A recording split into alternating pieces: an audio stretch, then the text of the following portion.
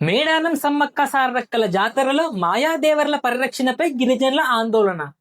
ముచ్చట గట్టి చెప్తా మంచికి నుండ్రి. ములుగు జిల్లా తాడ్వాయి మండలం మేడారంలో కొలువైన వనదేవతలకు ప్రతి 2 ఏళ్లకు ఒకసారి మహాజాతర జరపడం సాంప్రదాయం.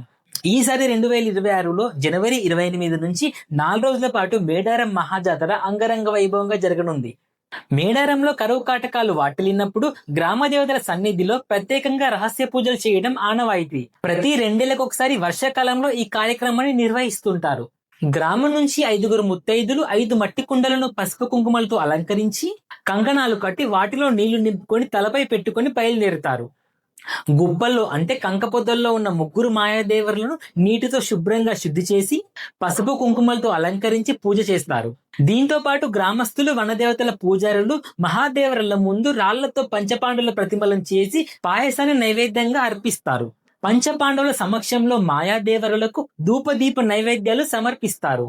అనంతరం గ్రామస్తులు ఒక్కొక్కరిగా కొబ్బరికాయలు దేవరలకు కొట్టి పంటలు బాగా పండాలని, వర్షాలు సమృద్ధిగా కురవాలని, పిల్ల పాపలతో పశుపాగి సంపదలతో సంతోషంగా ఉండాలని కోరుకుంటారు. ఇలా మాయాదేవరుల పూజలు చేయడం శతాబ్ద కాలం నుంచి వస్తున్న సాంప్రదాయమని గిరిజనులు చెబుతున్నారు.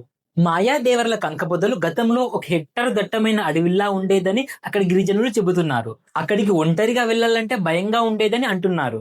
రాష్ట్ర ప్రభుత్వం సమ్మక్క సారలమ్మల దేవస్థాన అభివృద్ధి కోసం సేకరిస్తున్న 19.27 ఎకరాల భూమిలో ఈ మాయా గుప్పల స్థలం కూడా ఉంది. అయితే అక్కడున్న గుప్పలు, కంకపొదలు కాలక్రమేణా అంతరించిపోతున్నాయి. ఆ ప్రదేశం వ్యవసాయ భూమిగా మారిపోయింది. అయితే ఈ నేపథ్యంలో మాయాదేవరుల ప్రతిమల రాతశిలలను గిరిజనులు, గ్రామస్తులు సిమెంటు కంకరతో గద్దెలా ఏర్పాటు చేసి పక్కన ఉంచారు. కాలక్రమేణా మాయా గుప్పలు అంతరించిపోతుండటంతో మాయాదేవరుల ఉనికి దెబ్బతింటుందని గ్రామస్తులు, గిరిజనులు ఆందోళన చెందుతున్నారు.